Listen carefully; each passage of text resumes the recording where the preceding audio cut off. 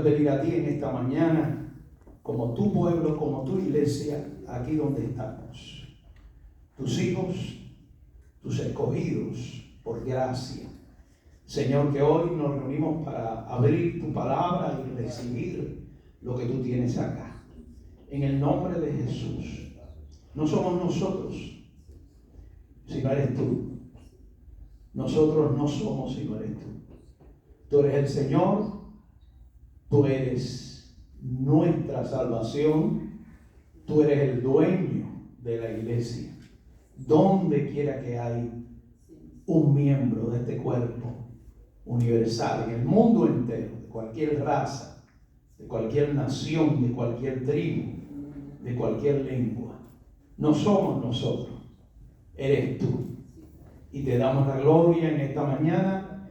Recibe, Señor, en este tiempo que vamos a compartir y abrir tu palabra, lo que preparas para nuestro corazón. En el nombre de Jesús. Amén. Amén.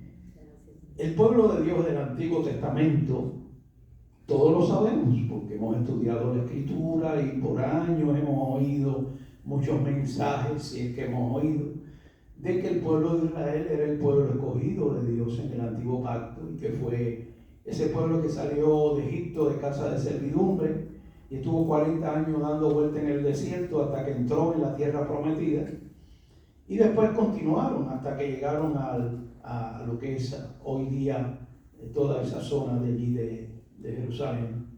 Es decir, por muchos años estuvo Israel dando vueltas en el desierto por causa de su desobediencia. La Escritura dice claramente que eran duros de cerviz e incircuncisos de corazón. Amén. Y Dios escogió un pueblo rebelde para esto y lo ha usado de muchas maneras, y todavía hoy día el pueblo de Israel representa algo en las manos de Dios para el mundo entero. Hay muchas cosas que salen de Israel que no tenemos idea en cuanto a aún la ciencia y en cuanto a una medicina. Pero el pueblo de Israel es un pueblo especial, y lo digo porque lo dice Dios en su palabra, y Pablo en Romanos claramente dice que Israel son las riquezas del mundo. Así mismo lo dice. El pueblo de Israel son las riquezas del mundo. Él no dijo que los cubanos son las riquezas del mundo. Él no dijo que los colombianos son las riquezas del mundo. ¿Y qué vamos a hacer nosotros? Porque nos vamos a enojar con Dios, porque dijo que los cubanos no son las riquezas del mundo. Bueno, él dijo que el pueblo de Israel, los judíos, son las riquezas del mundo. Ahí está, en el libro de la carta de Pablo a los romanos. Porque Dios escoge, ¿verdad?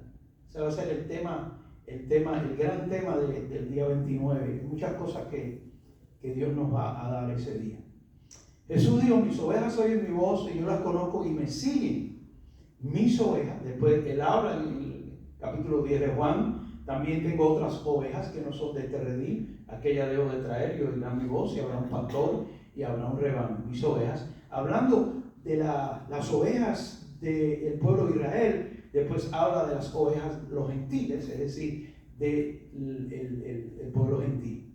Entendemos, hemos hablado, compartimos los domingos pasados, cuando el Espíritu Santo cae, el día de Pentecostés, comienza la iglesia, los judíos convertidos al Señor, y casa de Cornelio, cuando Pedro ve aquella visión que Cornelio envía por él, estuvimos viendo ahí en el capítulo 10 del libro de los Hechos, cuando el apóstol Pedro se pone de pie y dice: Dios me ha enviado. Ahora veo que Dios no hace excepción de personas. Cuando Dios le mostró la visión del lienzo, de los animales, que le dijo: Pedro, mata y come. Amén. Y lo que le estaba enseñando el Señor acerca de esto es que Dios no hace excepción de personas. Entre judíos y gentiles tiene un pueblo. Eso también lo vemos en Romanos y en muchas partes de la Escritura. Amén. Entonces comienza la iglesia, una sola iglesia, entre judíos y gentiles. No son dos iglesias, es un solo pueblo. Y allí en 1 Corintios capítulo 1, el verso 1, quiero darle lectura a estos versos. Dice: Pablo, llamado a ser apóstol de Jesucristo por la voluntad de Dios. Por la voluntad de Dios. Y el hermano Sóstenes, a la iglesia de Dios que está en Corinto, a los santificados en Cristo Jesús, llamados a ser santos con todo lo que en cualquier lugar invocan el nombre de nuestro Señor Jesucristo, Señor de ellos y nuestro. Tremendo. Dice, gracia y paz a vosotros de Dios nuestro Padre y del Señor Jesucristo. So, vemos aquí que Pablo habla de la iglesia de Dios que está en Corinto. Amén. So, la iglesia de Dios que no tiene que pertenecer a ninguna denominación, que es una iglesia local, porque el modelo de las iglesias realmente, de la iglesia primitiva, eran las iglesias locales. Las iglesias, todos aquellos que habían creído en Cristo. Quiero hacer una aclaración que cuando comienza la iglesia, no había templo. Usted va a ver en muchas de las cartas de los apóstoles que dice a la iglesia que está en casa de fulano, la iglesia que está en casa de mengano, porque no había un templo. El templo de Israel era el templo donde se reunía el pueblo de Israel a adorar a Jehová, Dios de los ejércitos, con todos sus rituales y toda la ley. Amén. Allí también iban los apóstoles y allí era donde hubieron muchos problemas. Allí fue donde Pedro y Juan fueron al templo La Hermosa, es decir, allí a la sinagoga esta, y allí pues había un cojo puesto en la puerta donde ellos le dijeron, no tengo oro ni plata, lo que tengo te doy, en el nombre de Jesús levántate y anda. Allí fue donde, en todos esos lugares, en los templos judíos, donde comenzó el alboroto, donde comenzó las situaciones, donde los metieron presos, donde hubo toda esta situación. No había iglesia, no había templo, no había lugares como estos, no había lugares, catedrales, no había. Todos eran sinagogas, eran el templo judío en Jerusalén. Era la iglesia. Entonces después comienza y van pasando los años y la iglesia se va apartando entonces de lo que es porque Pablo luchó mucho porque la iglesia se apartara del legalismo. Amén. Donde en el libro de los Hechos vemos cuando ellos se enteran, los apóstoles que envían a Pablo y a Juan, se enteran de que los gentiles también habían recibido el Espíritu Santo, habían recibido la palabra de Dios, entonces los enviaron para que fueran bautizados,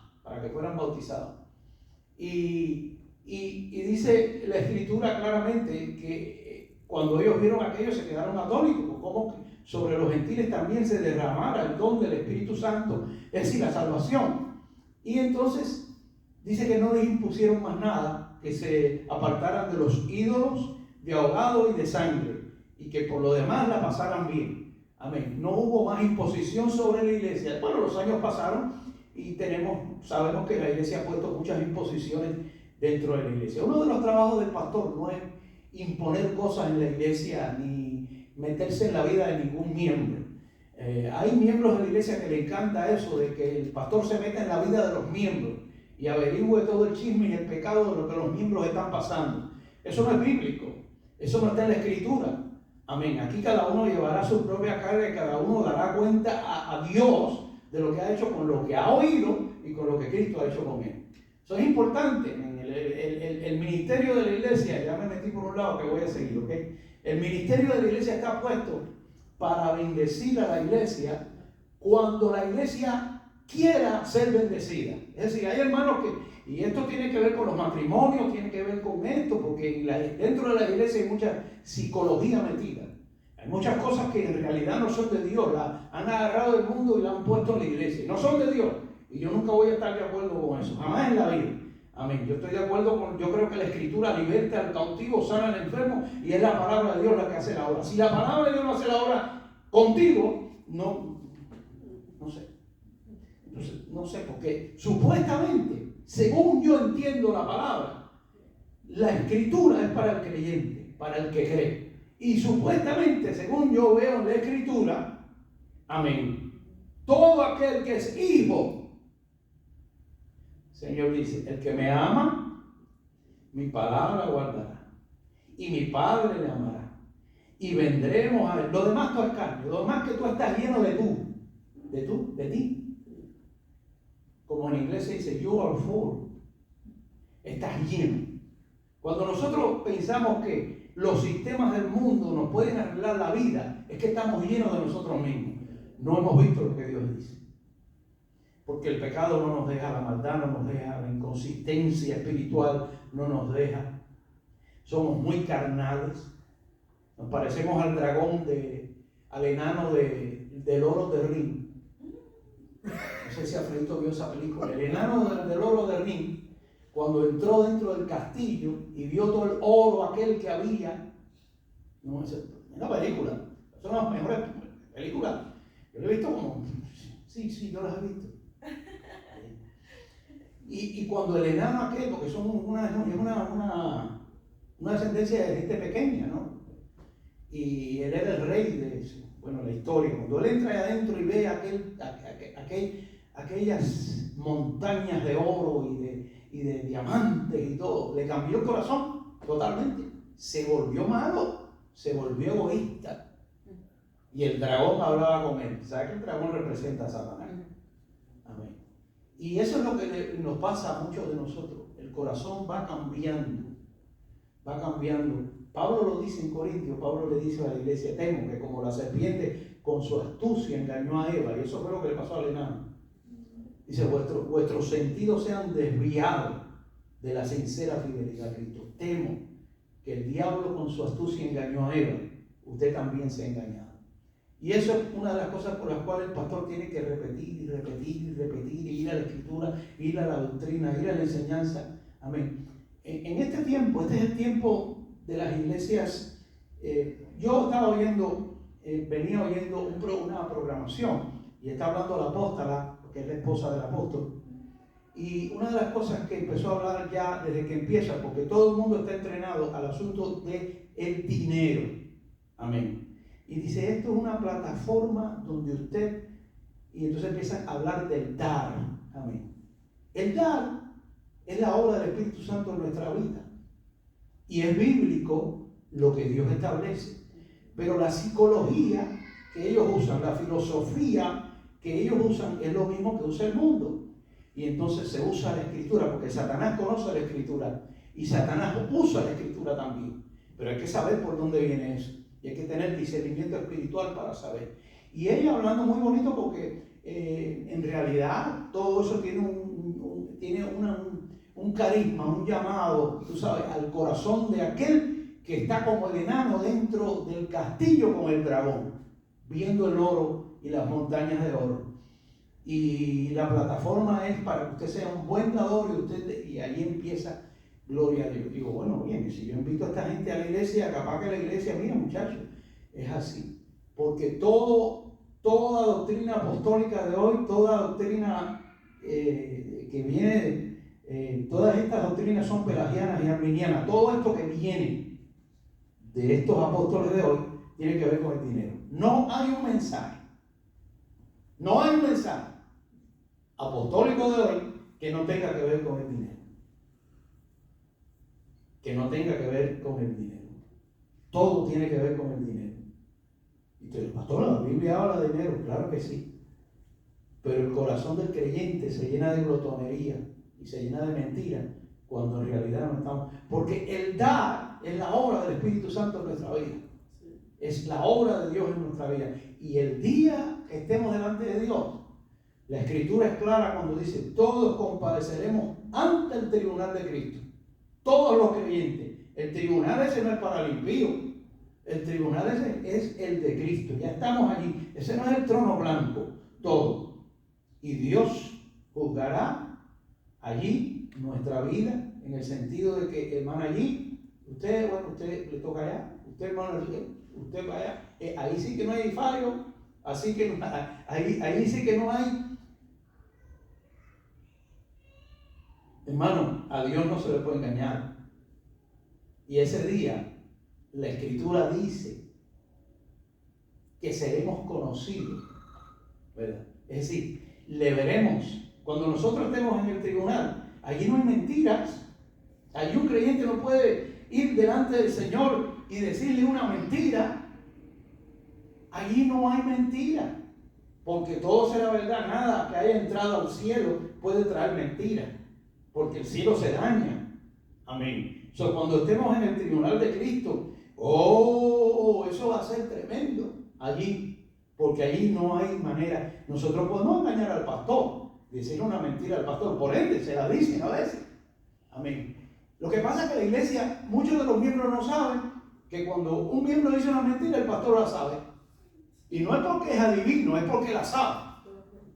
Es porque la sabe. Y muchas veces uno se calla y dice, pero... Y es tremendo eso. Y esas son cosas que en realidad duelen y dan pena. Y hacen daño, como dice, hacen daño y dan pena. Bueno, ¿quién es la iglesia de Dios? Aquí Pablo dice, la iglesia de Dios que está en Corinto, o la iglesia de Dios que está en Miami Lakes, o la iglesia de Dios que está en Hialeah, o la iglesia de Dios que está en cualquier lugar donde esté una iglesia de Cristo. Esa es la iglesia de Dios, donde hayan creyentes que crean en Cristo como Señor y Salvador. Esa es la iglesia de Dios. Esa es la iglesia de Dios, donde quiera que estén. Mientras que Cristo sea el Salvador, el Señor de ellos, y la causa de esta salvación tan grande, esa es la iglesia de Dios. Y Pablo le dice, a donde quiera que haya, gracia y paz a ustedes, de Dios nuestro Padre y del Señor Jesucristo. La iglesia de Dios no es perfecta. La iglesia de Dios no es perfecta. El perfecto es Cristo. Y nosotros somos perfectos cuando estamos en Cristo. Por eso Pablo, cuando vamos a los Corintios, dice, y conozco a un hombre en Cristo. Si fuera del cuerpo no lo sé, si en el cuerpo no lo sé, Dios lo sabe, fue arrebatado al tercer cielo. Amén. Solamente somos perfectos cuando estamos en Cristo, cuando entramos por las puertas con acción de gracia, por los pasillos con alabanza, cuando venimos con Cristo en nuestro corazón, no cuando venimos a la iglesia pensando en... ¿Sabe Dios qué? Que Dios sabe lo que tú estás pensando. Que Dios sabe lo que hay en tu mente cuando vienes a la iglesia. Todo eso es una atmósfera que se crea en la iglesia y es una atmósfera que va en contra del Espíritu Santo, en contra de la palabra de Dios, en contra de la voluntad de Dios, en contra del cuerpo de Cristo. Cuando venimos aquí pensando en musaraña, en otras cosas, amén. Y la iglesia está establecida para venir a adorar, para venir a recibir, para venir a tener comunión con Cristo, porque es la comunión con los hermanos, que es el cuerpo de Cristo. Ahí hay muchas cosas que decir y muchas veces difíciles de explicar. Amén. La iglesia de Dios no es perfecta. Solamente es perfecta cuando está en Cristo. Cuando Cristo está. Y cuando digo cuando está en Cristo es cuando mi pensamiento eres tú, Señor. ¿Te recuerdas? Mi pensamiento lo eres tú, Señor. Amén. Cuando mi pensamiento eres tú. Cuando mi mente es tu mente. Cuando mi mente es la mente de Cristo. Es cuando soy perfecto. Soy perfecto en unidad con Él porque estoy en línea con lo que Él establece. Lo demás es yo lleno de yo. Yo soy cubano lleno del cubano. Yo soy colombiano lleno del colombiano. Yo soy argentino lleno del argentino. Es decir, lleno de porquería. Amén. Porque el hombre sin Cristo es un miserable. Es un miserable. Todo lo que hace lo hace por algo. Aún los cristianos que tienen otra forma de pensar, muchas cosas de las que hacen, las hacen por algo. Es más, que el ser humano cuando hace algo, por algo lo hace. Pero Cristo se entregó por amor a nosotros y dio su vida para salvarnos eternamente y para siempre. La iglesia es perfecta solamente en Cristo. Vaya conmigo un momento a la Escritura. Si están ahí, gloria al Señor. Amén. Esto es un tema para mucha gente. Vaya al libro de Apocalipsis conmigo y vamos a ver algo. Y vamos a ver las iglesias, o la iglesia de Cristo. En este caso el Señor hablándole a las iglesias, porque le habla al ángel de la iglesia, pero al final dice claramente, ¿verdad?, que el Espíritu dice a la iglesia. No solamente es al pastor de la iglesia, sino a la iglesia, a toda la iglesia. Vaya ahí a Apocalipsis capítulo 2, el verso 4, y veamos la iglesia de Éfeso. Que la iglesia de Éfeso, el Señor la regaña y le dice, esa palabra regaña, no sé, amén. Le dice en el verso 4, dice, pero tengo contra ti. Es decir, en estas iglesias el Señor le habla de muchas cosas buenas que ellas tenían, muchas cosas buenas que hacían. La única iglesia creo que Él no la reprende es la iglesia de Filadelfia. Pero las demás teniendo cosas buenas, pero dice, en estas cositas que vamos a tocar, dice, pero tengo contra ti, le dice Éfeso, que has dejado tu primer amor. Y después le dice, recuerda por tanto de dónde has caído y arrepiéntete. Era una iglesia, eran creyentes. Yo hago una pregunta, ¿eran creyentes, sí o no? La iglesia de Éfeso eran creyentes. ¿Era iglesia? Sí. ¿Y por qué le dice arrepiéntete? Entonces, una de las enseñanzas y de las doctrinas que nos encaprichamos en decir es, porque Pedro dijo en Pentecostés, arrepentidos y bautícese cada uno. Pero sí, ¿arrepentidos de qué? Y además el arrepentimiento es un cambio de mente. Cuando Cristo viene a nosotros y nos salva, el arrepentimiento es lo que Dios trae a nuestra vida. Cambiamos la forma de pensar y nos acercamos a Él. Por esas palabras de arrepiéntete, muchas veces las confundimos con muchas cosas. Amén. Pero aquí dice arrepiéntete y mira de dónde has caído.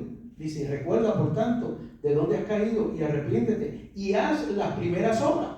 Pues si no, vendré pronto a ti, quitaré tu candelero delante de su lugar, si no te hubieras arrepentido. Está hablando de la iglesia. Te quitaré de ahí. ¿Verdad? Te voy a quitar. Arrepiéntete. Dice. Más abajo él claramente dice, y lo que el que tiene oído, oiga lo que el Espíritu dice a las iglesias. No solamente le está hablando al pastor, le está hablando a las iglesias. Esta fue la iglesia de Éfeso. Amén. Que dejó su primer amor. Que dejó la vida en Cristo y se llenó de ella. Se llenó de ella porque estaban en bendición. Amén. Se llenó de ella misma. Una palabra muy especial que se dice en inglés. Se llenó de ella misma y no de Cristo. Y el Señor le dice, arrepiéntete, has caído, haz las primeras obras. Y vemos ahora, esta es una iglesia, la iglesia del Señor, en Éfeso. Vemos la iglesia de Sardis, en la ciudad de Sardis, el capítulo 3 y el verso 1. Usted va allí al 3 y el 1 dice, escribe al ángel de la iglesia en Sardis, el que tiene los 7 espíritus y las 7 estrellas, dice esto, yo conozco tus obras, claro que sí, que tienes nombre de que vives y estás muerto. Imagínese usted decirle a una iglesia, al pastor de la iglesia y a la iglesia, yo conozco tus obras, que tienes nombre de que vives y estás muerto. Sí, a lo mejor estás muy bien, sí, a lo mejor estás muy prosperado, sí, a lo mejor tienes pero estás muerto. Y por alguna razón le dice, tú estás muerto. Dice, sé vigilante y afirma las cosas que están para morir, porque no he hallado tus obras perfectas delante de Dios. Obras perfectas, que son las obras que Dios ha preparado de antemano. Amén. Porque podemos hacer muchas obras y no ser agradable a Dios. El Señor reprende esta iglesia en Sardis, allí. La iglesia de Esmirna. Esta es la iglesia de Esmirna, ¿no? No, la de Sardis. La iglesia de Esmirna, en el capítulo 2, el verso 9. ¿Están ahí? 2:9 dice, yo conozco tus obras y tu tribulación y tu pobreza. Así que era una iglesia que en realidad estaba en tribulación. Vemos iglesias que no pasaban tanto por tribulación, vemos iglesias que tenían más que otras, vemos iglesias que no tenían nada, vemos iglesias que eran pobres, pero eran iglesias. Vemos iglesias que tenían mucho pecado, pero seguían siendo iglesias. ¿Está ahí? Dice, yo conozco tus obras, el 2:9, tu tribulación y pobreza, pero tú eres rico y la blasfemia de los que se dicen ser judíos y no lo son, sino sinagoga de Satanás. Iglesia del diablo, sinagoga de Satanás, le dice. Los que se dicen ser judíos y no lo son. Vemos la situación de las diferentes iglesias que en aquel momento estaban ahí, pero que estas 7 iglesias de Apocalipsis son las iglesias de Dios en todo el tiempo de la eternidad hasta que Cristo venga. Todos los problemas por los que han pasado estas iglesias, pasamos nosotros también. Todas las iglesias tienen estos eventos, estos momentos en toda la eternidad. Esto es un ejemplo de la iglesia de Dios. Un ejemplo de la iglesia de Dios. Mire lo que dice la iglesia de Pérgamo en el capítulo 2, el verso 14. Esta es la de Pérgamo, dice, pero tengo unas pocas cosas contra ti. Todas tenían algo. Tengo unas pocas cosas contra ti. Que tienes ahí a los que retienen la doctrina de Balaam y enseñas a Balac. Estos son los del billete, los del dinero. Y enseña a Balac a poner tropiezo ante los hijos de Israel y a comer de cosas sacrificadas a los ídolos y a comer y a cometer fornicación. Oye, si vemos la situación en estas iglesias, eran cosas serias. Amén. Eran cosas serias, pero tengo pocas cosas contra ti. Y también tienen a los que retienen la doctrina de los nicolaitas. Este era un señor que se le ocurrió decir que la salvación era por obra. Dice él, la que yo aborrezco. Vemos en cada iglesia una reprensión del Señor por la condición de la iglesia. Amén. En la mayoría de estas iglesias, ¿verdad? Mira la iglesia de Tiatira, el capítulo 2, el verso 20. Versículo 20 dice, pero tengo unas pocas cosas contra ti, que toleras que esa mujer Jezabel, que se dice profetiza, que se hizo silicón, que está enseñe y seduzca a mis siervos a fornicar y a comer cosas sacrificadas a los ídolos. ¡Wow! Estamos hablando de algo serio dentro de una iglesia, de esta iglesia, ¿verdad? De esta iglesia de Tiatira, de la ciudad de Tiatira, fue donde Pablo llegó y se convirtió, creo que Lidia fue esa ciudad. Estuvimos compartiendo hace una semana atrás. Así que había allí una de estas mujeres que se dice profetiza, lo cual quiere decir que, increíble, hemos quitado a las mujeres de la iglesia porque decimos que, y hemos trancado un área, es tremendo. Bueno, ese es otro tema, lo dejamos para otro día.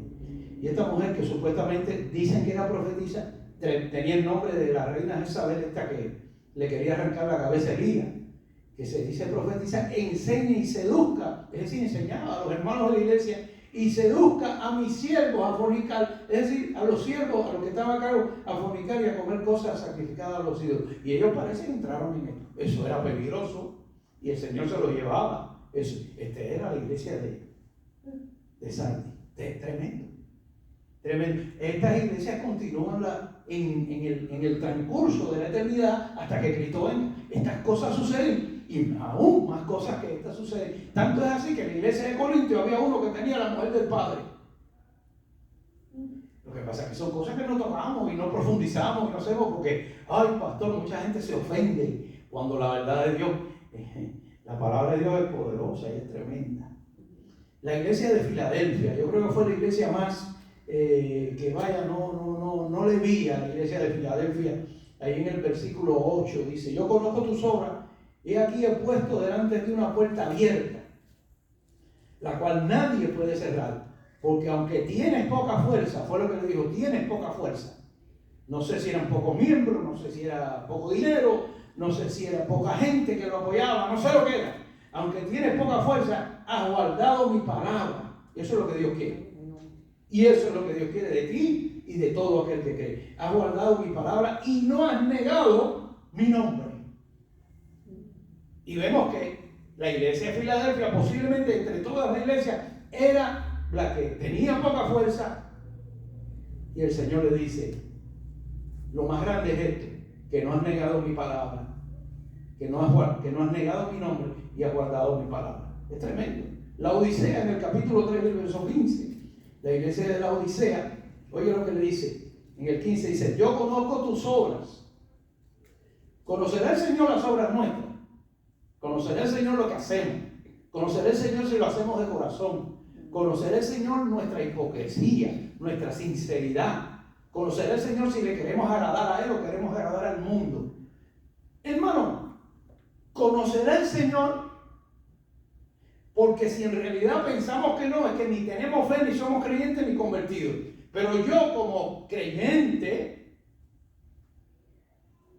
en Cristo, que es mi Salvador, tengo que estar consciente de que yo no puedo engañar a Dios. y que Dios lo sabe todo de mi vida. Todo. Amén. Todo. Todo. Oiga lo que dice el 15, la Odisea. Dice, yo conozco tus obras, que ni eres frío ni caliente. Ojalá fuese frío o caliente. Así que no era frío ni era caliente.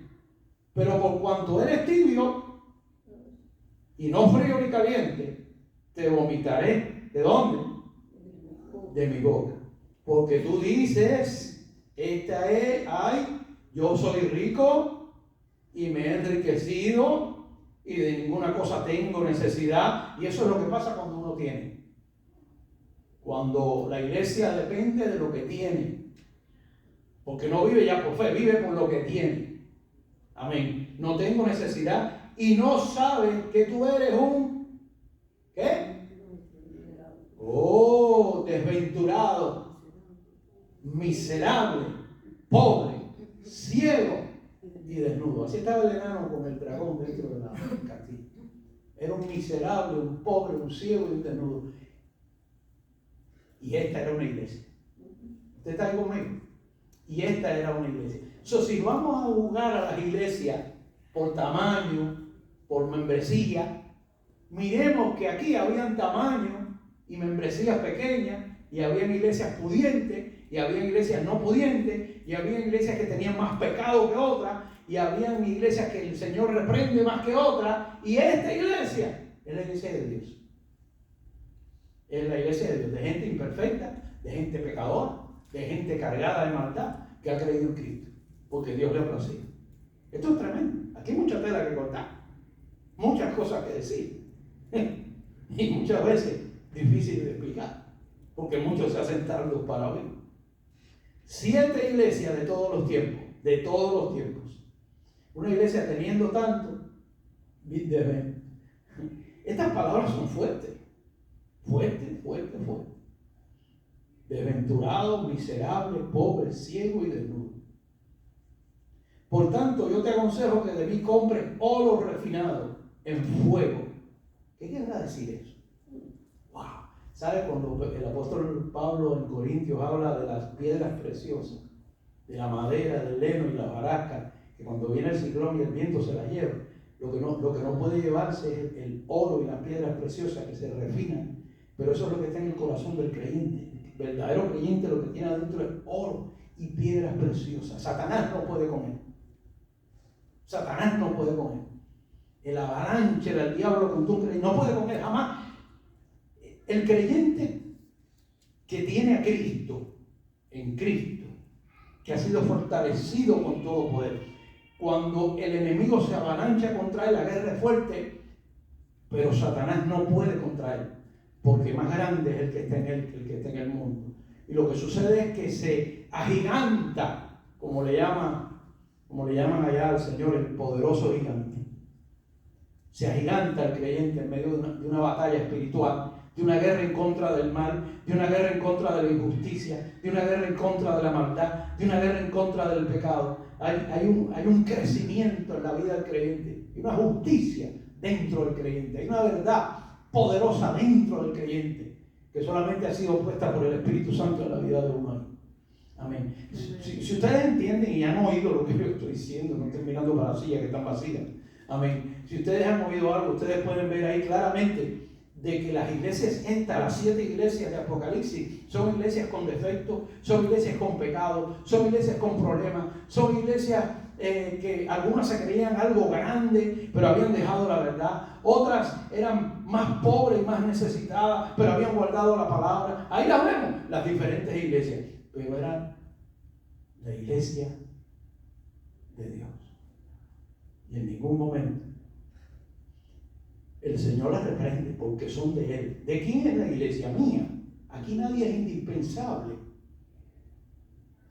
Todo lo que hay aquí es de la iglesia.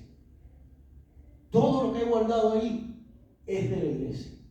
Todo lo que se compra aquí es de la iglesia. No es mío, es de la iglesia.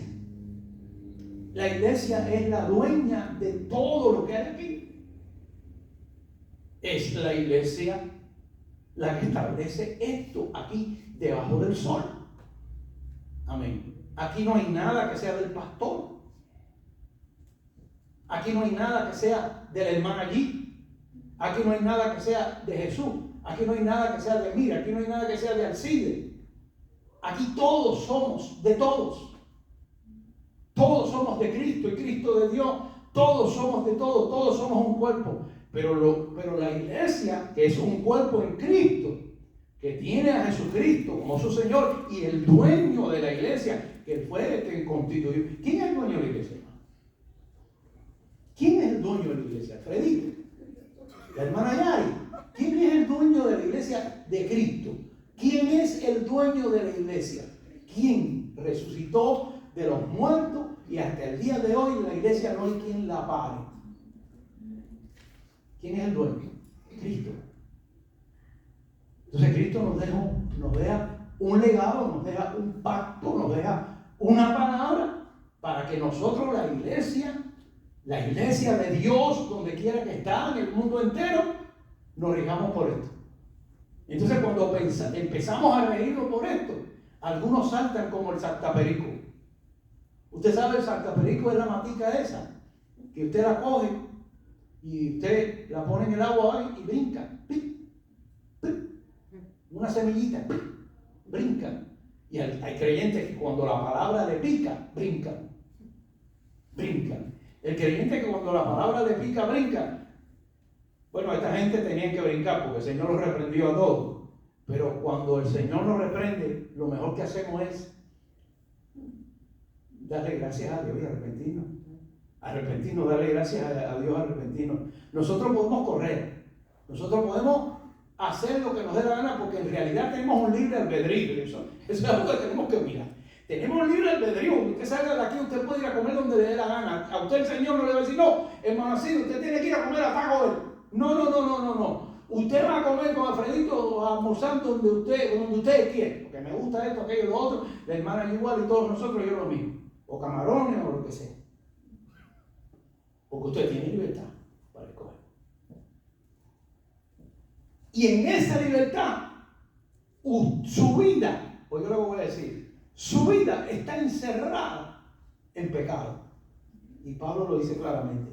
Dice, ¿por qué lo encerró todo en pecado? Y hay un círculo donde usted no puede sacar el pie de ahí.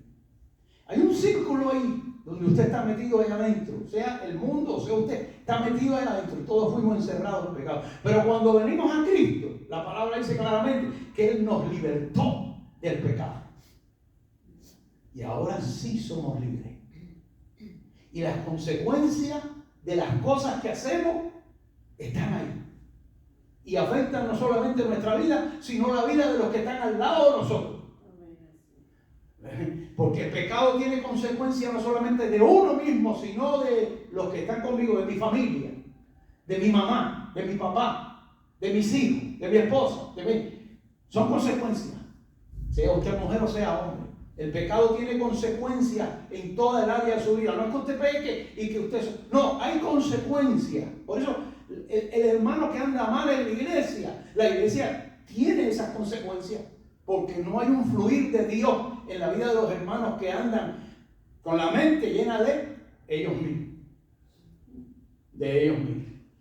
Y aquí estaban envanecidos, privados en realidad de los pensamientos de Dios. Porque ahí están, ahí vimos algunas cosas de ahí. Pero quiero que veamos algo en Hebreos capítulo 13, verso 7. Vamos allí, gloria a Dios. Y adore al Señor por estas palabras que Dios nos está dando hoy. Que son especialmente para nosotros y para aquellos que están oyendo, ¿verdad? En Hebreos, el capítulo 13 de Hebreos, el versículo 7. Dice el verso 7, acordaos de vuestros pastores, si se acuerdan, los hermanos, hay una exhortación apostólica, que os hablaron la palabra de Dios. ¿Qué hacen los pastores? Hablar la palabra de Dios. Hebreos 13:7. Hebreos 13:7. ¿Qué hacen los pastores? Hablar la palabra de Dios. ¿Qué hacen los pastores? Hablar la palabra de Dios. ¿Qué hacen los pastores? Hablar la palabra de Dios. ¿Qué hacen los pastores? Hablar la palabra de Dios. Ese es el trabajo del pastor. El trabajo del pastor no es meterse en la vida tuya, arreglar tu vida, El pastor no puede arreglar tu vida. Si Cristo no la arregla, ¿por qué la va a arreglar el pastor?